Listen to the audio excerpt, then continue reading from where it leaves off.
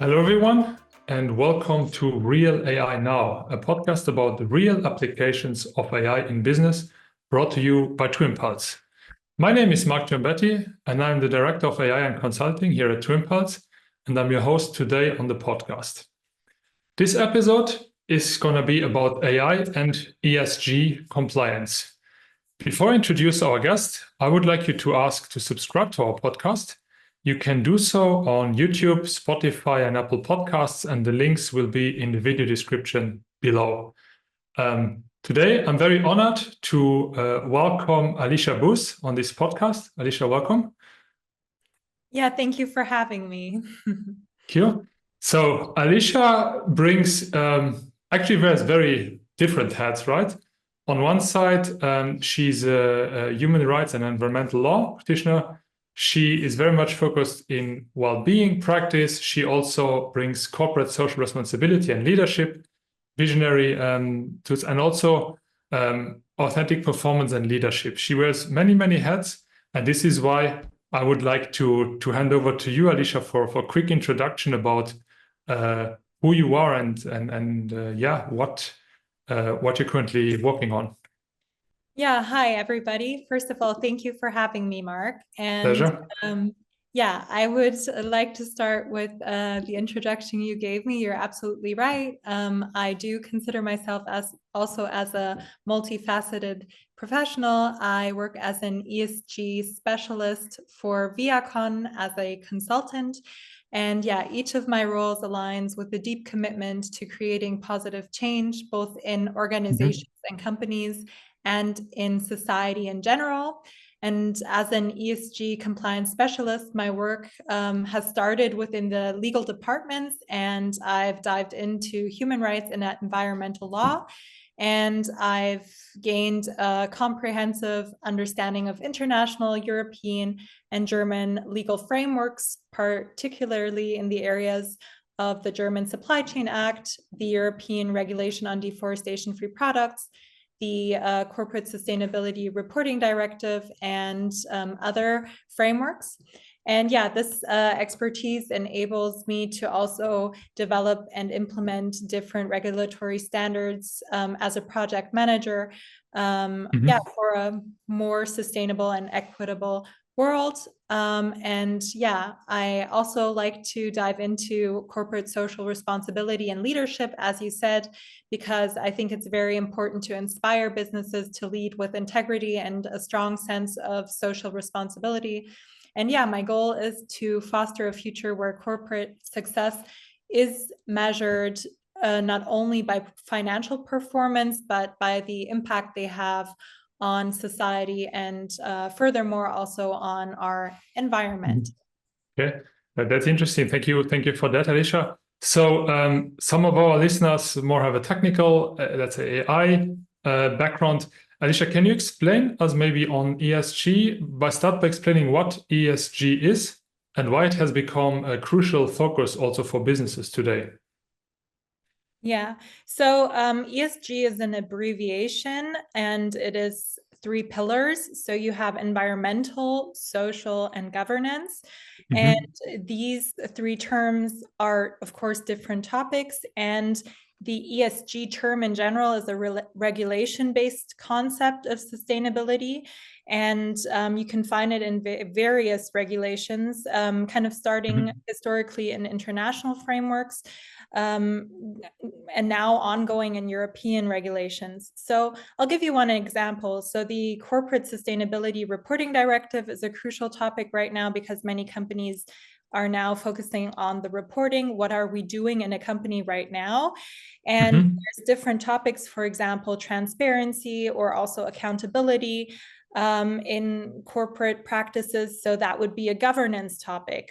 Or there's, for example, environmental factors such as resource use, climate change. That is the E, so the environmental topic. Then you have social topics such as human rights in the supply chain, but also labor practices and, for example, also diversity and community impact in the areas that business practices, business units are also in place.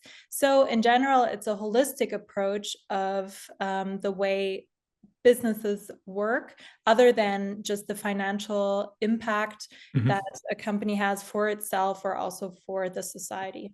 Okay, so, and these three pillars, do they come with the same weight, or is there a preference, or are they equally important in?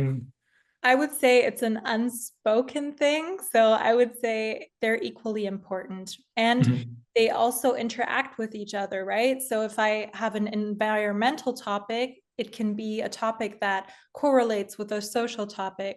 Or if I have a social topic, it can have a correlation to the environmental topic. But I think the basis is always governance, because if I have a company structure that is transparent, if I have a company structure that has a good and compliant structure, the S and E, so social and environment, are on top of that. But all have, the same portion of the pie. Okay, so that's super interesting. So this covers a lot of different aspects. What brought you to the topic of ESG, and what motivated you with the legal background also to specialize in that particular area? So I became involved in ESG due to a combination of an academic focus and a personal passion. It was kind of both. And my educational background was law. I studied in Bonn, and I studied international and European law with the emphasis on human rights and environmental law. And in my studies, I kind of got to the point where I've seen, oh, this is actually a global challenge we're facing, and that also politics are facing and companies are facing. And for a long period of time, and that was kind of the personal passion behind it, it was kind of a lack of regulation, and companies, global players, have been doing whatever they wanted to do. So there were also very sad stories about people that have been also actually hurt, or communities that have been hurt by global players. So I would say it was also an empathetic thing. So I was thinking, how can I work in that field and maybe make a difference, but still also from a perspective that is not just like an idealistic perspective, but more a practical desire for effective change. So yeah, I delved into that from more an economic perspective, because I'm also very interested in business, and I think it's very, very interesting to see, okay, how can people also build businesses and brands that align with sustainability and sustainable practices, and how can they operate with a shared value and a purpose that is beyond a mere profit. Okay, so really to summarize this, I mean, it's really this motivation of, it's very broad in the topic. It's also not just on maximizing shareholder value, but leaving a footprint, a positive one in general. What are kind of like common misconceptions when you speak to clients or potential people like about ESG? What do you encounter in your work? How do people perceive the topic? So I think there's different misconceptions, and it depends on, I would also say, who you're approaching. So for example, you have in general this wait and see topic, and it could be corporates, but it could also be people in general, that they don't really believe in, for example, climate change, or they don't really believe that there has to be a change. So it's kind of like, okay, this is a trend topic, everybody's talking about it, but we'll just wait and let the trend pass and let it fade away rather than get involved. And I think because it's such a big topic, it's also overwhelming. And because of this, because it has so many facets to it, it's overwhelming. So that is one thing, that they do not see that ESG is a long-term shift towards a sustainable business practice that is necessary. Maybe to also compare it to something, and I'd like to know your opinion to that, is back then when there was also a shift to digitalization, it was similar too, right? Where maybe there was this huge shift where businesses had to change too. And I think if we don't take that leap also in history, then I don't know how profitable a business can be. Yeah. No, definitely. So I see it in technology. Usually, there is this kind of like also hype cycles, right? So like, I don't know, people get excited about the topic. You have a certain amount of people who are really like the early movers, right? They see the value, right? They are ahead of the curve. Then obviously there comes a bit of the hype, at least in technology, and then goes down again. But then you reach this plateau of maturity, right? And I think that is very important. This counts for digitalization in general, right? Some people thought would be like the flu, right? It goes away. So like 14 days and we are done with this, right? That proved to be not the case. Yeah. Similar thing for AI, right? In the beginning, having excitement, then having, I don't know, maybe frustration or fear, and then what's the plateau where meaningful work can happen. And I see a lot of, let's say, commonalities also within the topics with regards to how the larger public, I would say, perceives them, but also very practically how organizations are willing or able to adopt them. And I think it takes an active role, right, in also addressing the topics, so taking them seriously. Yeah. Yeah. So Yeah, absolutely. And I think one other thing that like I've been noticing quite a lot is also like the belief that only management or one ESG manager can handle it all. yeah. And I think it's similar to technology too. Like I think in a company you need knowledge in every section. Like you can't just put it to one position. I think it's something that needs knowledge within the whole company. And of course, you're always going to have specialists and somebody who knows more, but you'll need to approach it holistically in the company as well. And I think that then also leads to better ideas, innovation, also in the process of how do we approach this topic. Yeah. I making the shift to technology, right? So it's always, for instance, the topic of quality, right? There is a quality management or a person responsible for quality, but you cannot cast quality into your product if you don't build quality in, right? You will not be able with an audit later on to kind of like find ways of saying, okay, the quality is fine. So it's an active creation process. Do you see this the same way with ESG? And what are let's say, the first steps to get started on an ESG journey? What are let's say, the starting points if a company says, okay, we're serious about this? What do they need to do? So what I believe could help them really to integrate and to start is creating awareness. So that's always the first pillar, creating awareness and also gaining knowledge, and not doing that in a superficial way, but getting to know where is ESG relevant in the company. So looking at the company as whole and then in its specific pieces, and then also integrating, yes, a financial view on it. How can we, for example, invest, or how can we even save money if we navigate our challenges with an ESG perspective? But on the other hand, also, how can we maybe even have a better and a more future-driven leadership to maybe have, first of all, employees wanting to work with us. That's a dimension of diversity, for example. So having a holistic approach, starting with awareness. Yeah. And also knowledge. That's where I would say start there. Yeah. Okay. No, I mean, I heard a lot, okay, also about, Gen Z being very picky on the employers they choose and the values, right? They reflect.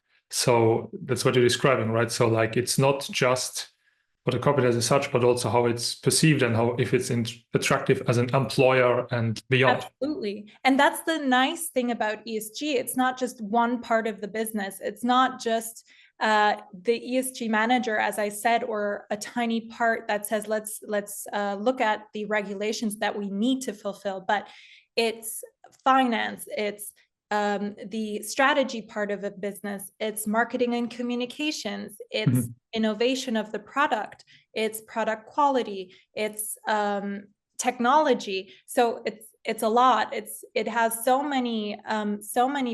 much potential as well, and yeah, it can help create a better, of course, image of the company, but it can create also what I've now seen in companies, product innovation.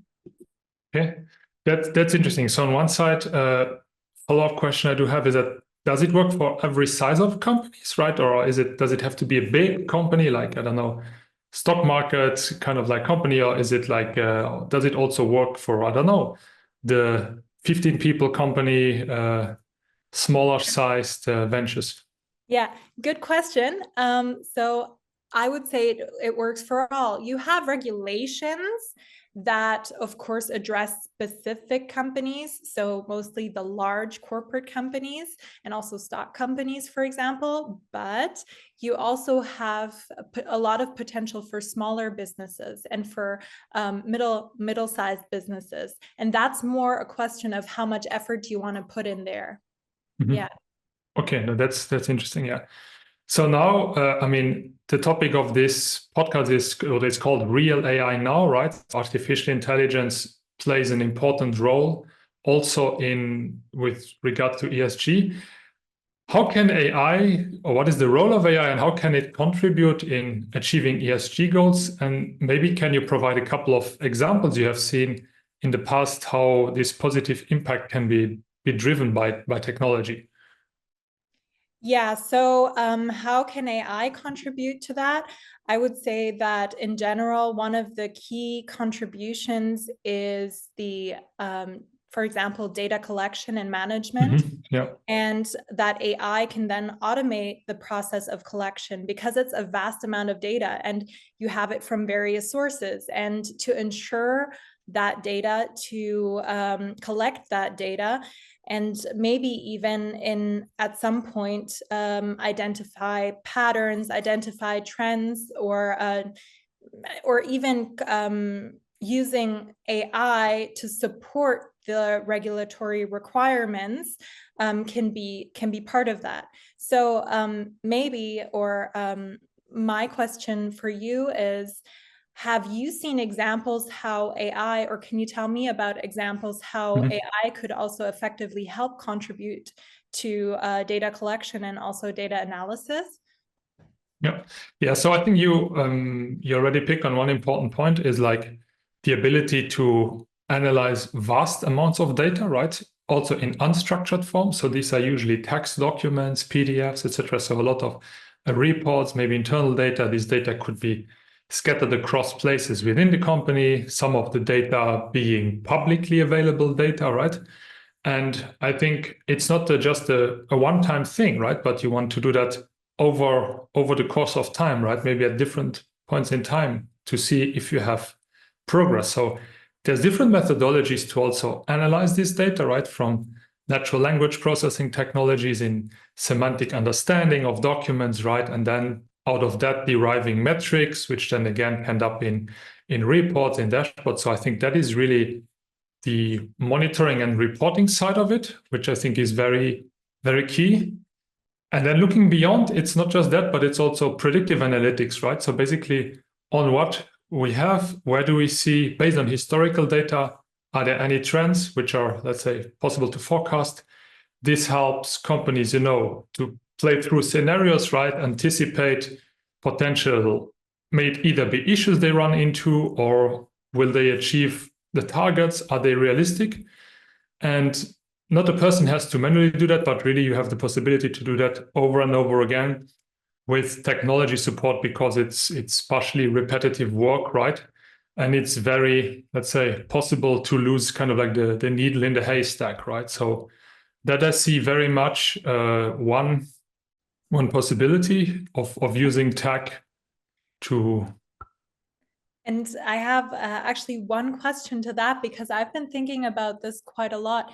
Do you believe, or do you think that AI can also predict a specific human behavior, maybe even? Because there's also, like, as I said, like social topics where, of course, it always depends on human behavior. Or would you say it's more, it can be more used for like the environmental topic of like, how can we reduce costs? How can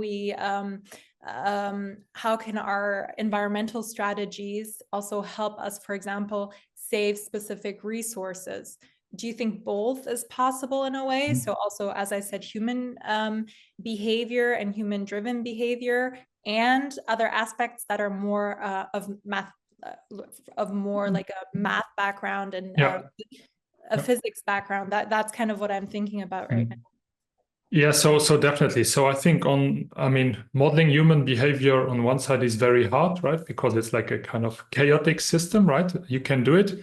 On the other side, you also have to see what the underlying data is. Maybe, you have issues with data protection and what you actually are allowed or can do with data, right? So that's kind of like the let's say the aspects that you see. So technically, the answer is yes. That's always feasible. On the other side, what can we do and how deep can you go into it, right? That's kind of like open to a case by case analysis, because it depends on what kind of social aspects you want to analyze, you want to model, you want to make forecasts on, right? So I think that is really the key of how far do you want to go, and also how, let's say, how good are the results you can achieve. But definitely this is a great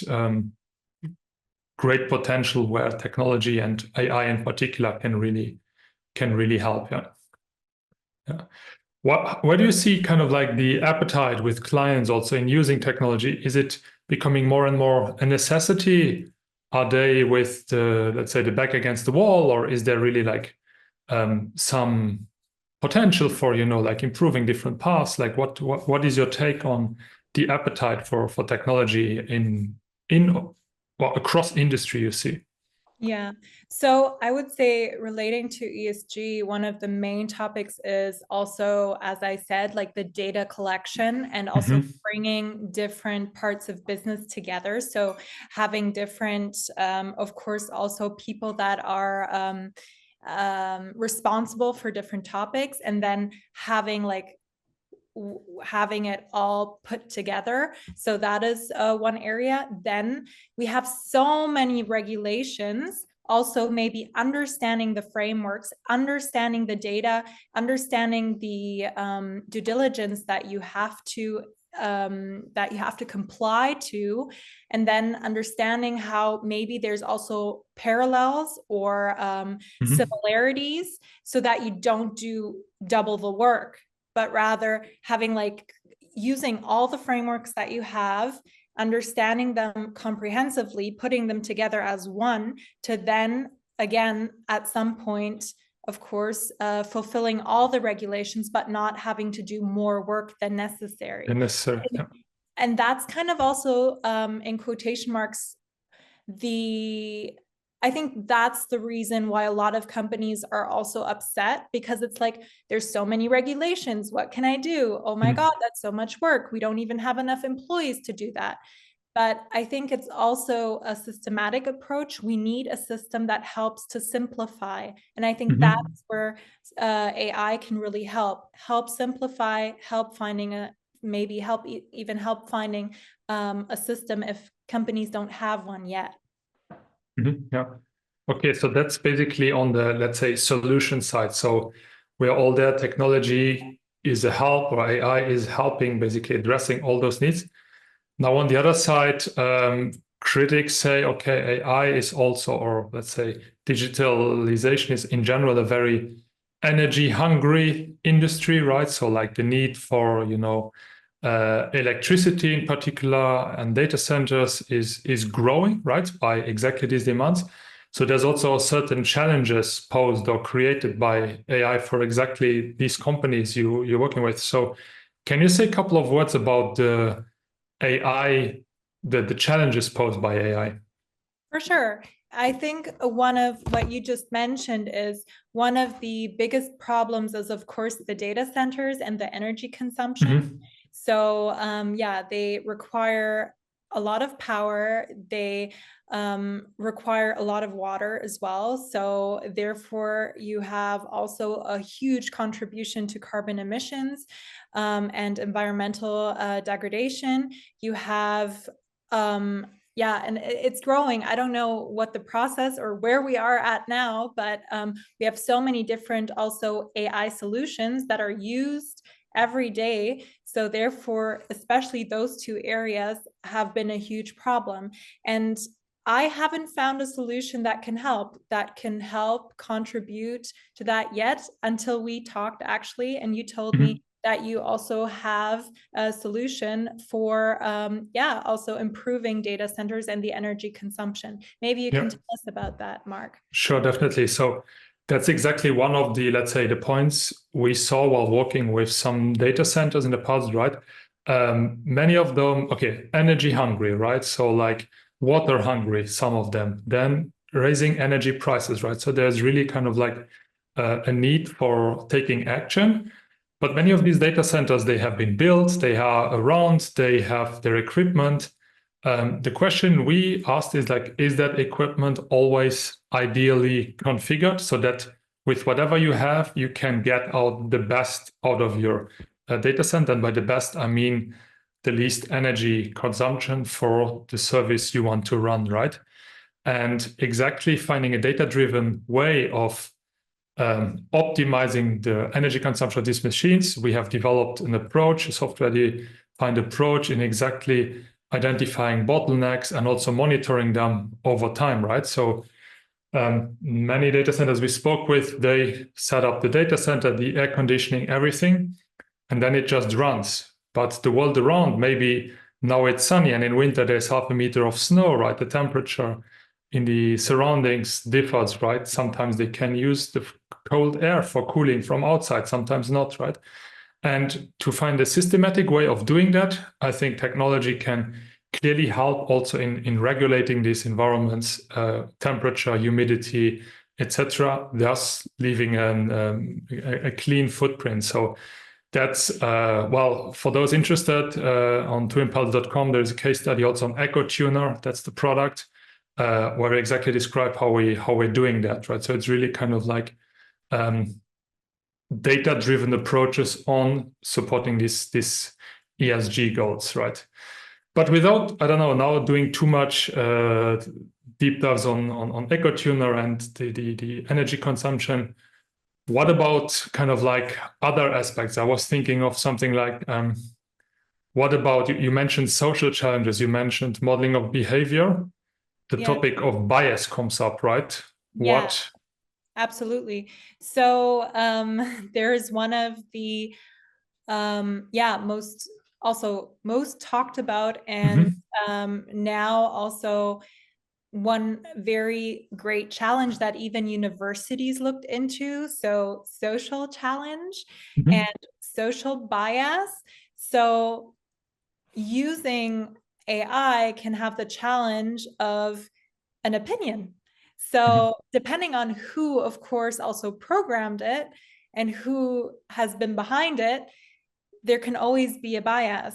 And maybe I can't explain it technologically, but maybe you could for a second, then I'll dive into what this means also on an ESG level. So maybe first understanding how does that even evolve, or how why is it a problem, and then I'll just dive into the ESG approach. Okay, so what you're saying is a bit like there is AI models which help you in selecting CVs from applicants, deciding if your credit or your loan is actually granted or not, or I don't know, in law enforcement there may be, I don't know, the screening of people based on, I don't know, their picture or the like, right? So kind of like a bit depending on how you build those systems, right? Maybe there is a discrimination within your data, which is then reflected upon your decision making.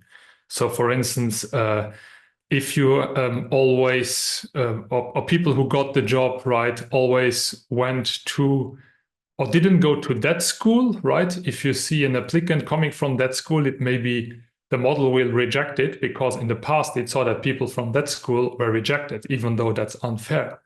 The same goes for ethnicity, right? So like in law enforcement, maybe somebody of a particular color of skin, right, is put into the criminal category, or like say more probable, so which is a bias, right? So this kind of bias can be built into the systems, right, based on the underlying data without this being voluntary, right? That's one thing. Absolutely. And that's the problem in ESG. You've already named it. So looking at different, for example, topics of diversity and looking at also the challenges of equality, it is very important that companies do have trainings for their employees so that in every decision it is ESG conform, and it does not lead to the fact that people have the experience of being discriminated on. And therefore, I think it's also maybe important to talk about the potential of intransparency. So I think, and again, you're the expert, and I'm very excited to talk about that maybe too, if we have the time. I think one of the main problems is that AI algorithms might operate as black boxes, and therefore we don't know if they discriminate. We might not know if there's any lack of transparency in case that we do decide as we use AI. And maybe you could just give us a brief wrap up on why that is a problem. Yeah. So I think, I mean, part of it results of the fact, right? So why intransparency? I think in the past, let's say the pre-AI time, right? You could have if then else scenario, right? So if this and this and this, then the result is that, right?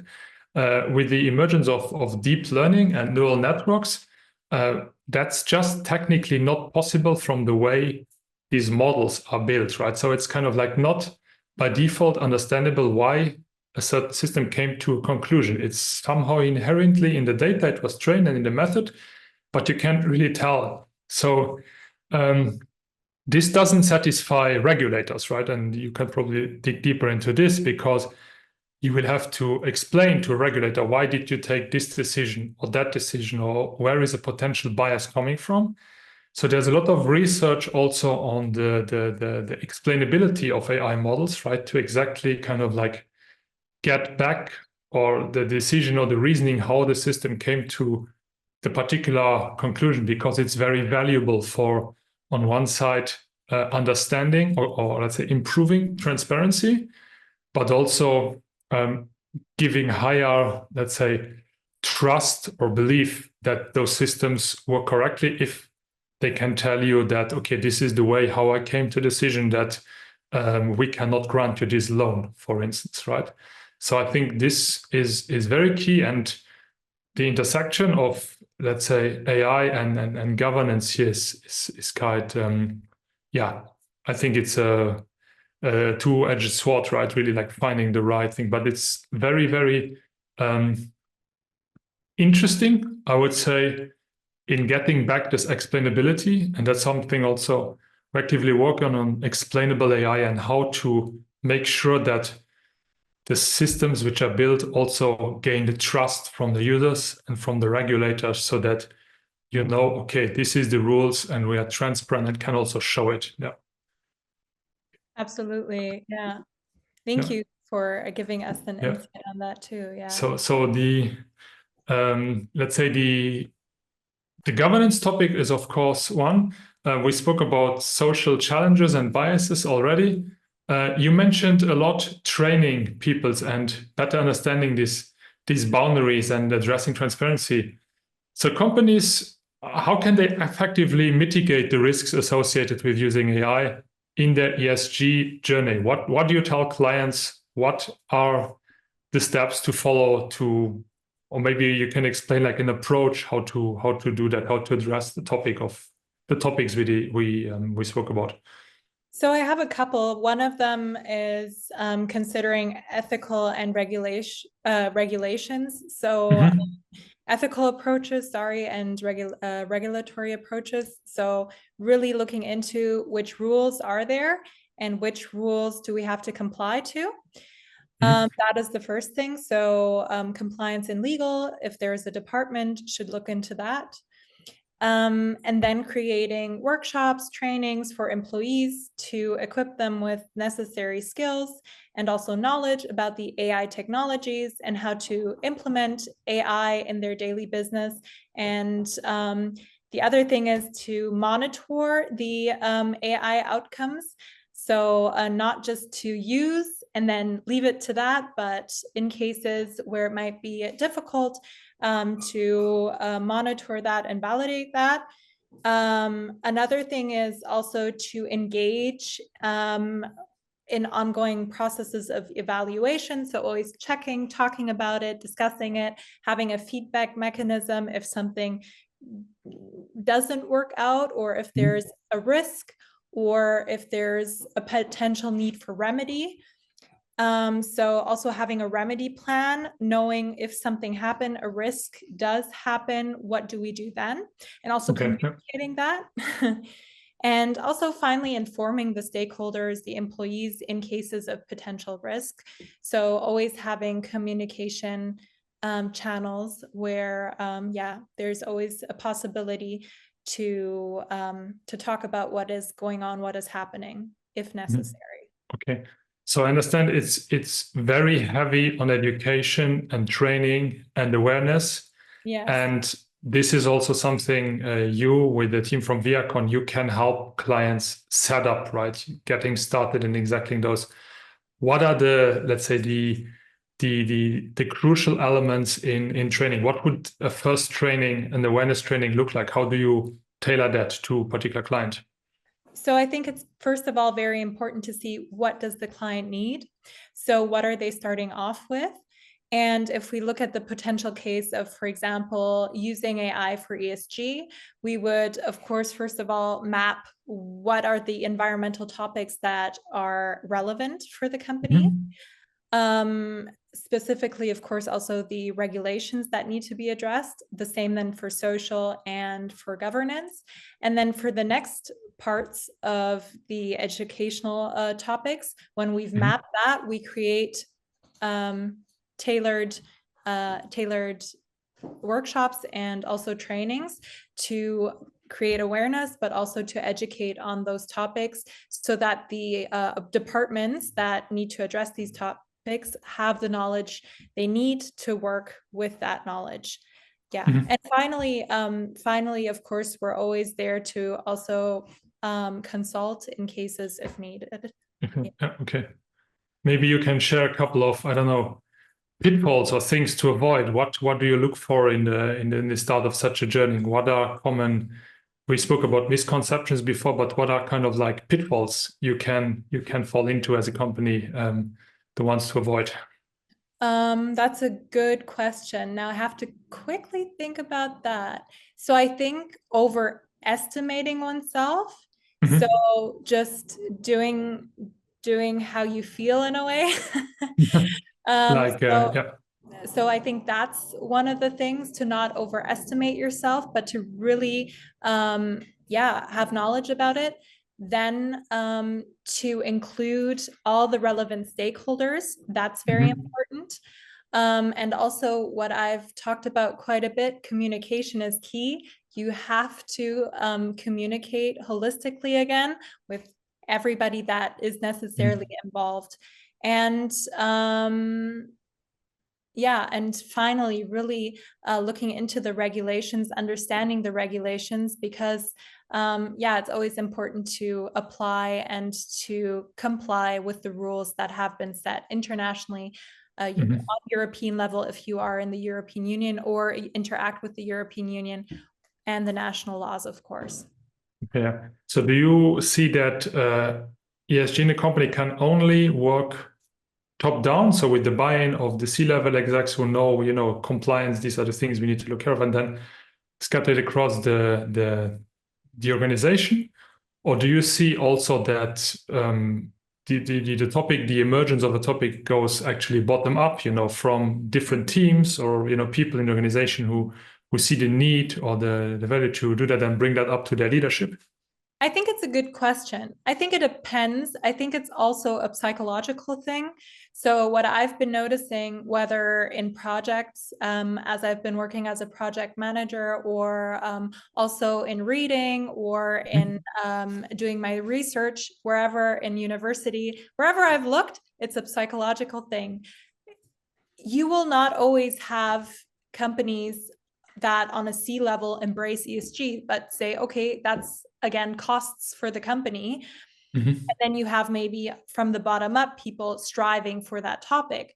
But on the other side, you can maybe have C-level executives that say, this is part of our product, we want to implement this, but maybe it takes a while until everybody in the organization is familiar with it or even accepts it. So I think it's a hard question to answer. I think the answer that I might want to give is that change in general needs everybody. So therefore, it's difficult to answer where it starts. I think that the standards, as I said, like really complying to law is a C-level thing. It has to start there. But in total, really having a vision, having an identity, having values that are sustainable or innovative, for example, they have to be addressed holistically. Okay, no, that's I think very, very key. So basically involve everybody, communicate properly. So these are really kind of like the things. So Alicia, as we are more or less wrapping up this episode, so what key takeaways would you like our listeners to remember from these discussions? What is essential for the topic? I would say what is essential is that every company can begin a journey in ESG. I think that we can all be open to educate and align ourselves when we think about sustainability personally, but especially as a company. I think we should all consider AI as a possibility to support business in navigating sustainability challenges. And I think it would be also, there's also one more wish that I have, that especially corporates consider stakeholder engagement, because I think the best ideas, it doesn't matter if it's innovation or sustainability, they really can only evolve if we all engage and all bring our ideas onto the table. Okay, thank you for that. Some of our listeners may be interested to learn more about ESG, about AI, and also about your work. Where can they find out? Where can they reach out? Yeah. So you have the possibility to learn more on our LinkedIn page. We have posts that you can look into on different topics of compliance and also especially sustainability, AML, AFC, risk management. The page is WIACON, WIACON. And we also have a website, also www.viacon.de, also in English, if you would like that too. And so we'll share those in the comments, yeah. And other than that, I'm on LinkedIn as well, Alicia Buss, and you can always reach out and leave a message if you'd like to. Okay, great. That's great. So, Alicia, thank you very much for this very insightful walk through the world of ESG and AI. So, I learned a couple of new things. For me personally, the takeaway, as you were describing it, is really bringing everybody together, looking at different levels, of engagement, right? Communicating properly and also sticking to kind of like the guidelines and seeing ESG as a chance and not something like you need to do, right? So that is really kind of like also an opportunity for businesses, right? Not just the necessity. So thank you very much for this interesting discussion today. Thank you for having me. And I've learned quite a lot too, and I'm excited to see the journey of AI and the topics of sustainability. Yeah, yes. Thank you for that, Alicia. Also to our listeners, so thank you for tuning in. Remind you also that this podcast is available and on Spotify, on on Apple Podcasts. And I would like to thank everybody. And Alicia, pleasure was all mine. Thank you, and speak to you soon. Bye. Thank you. Yeah.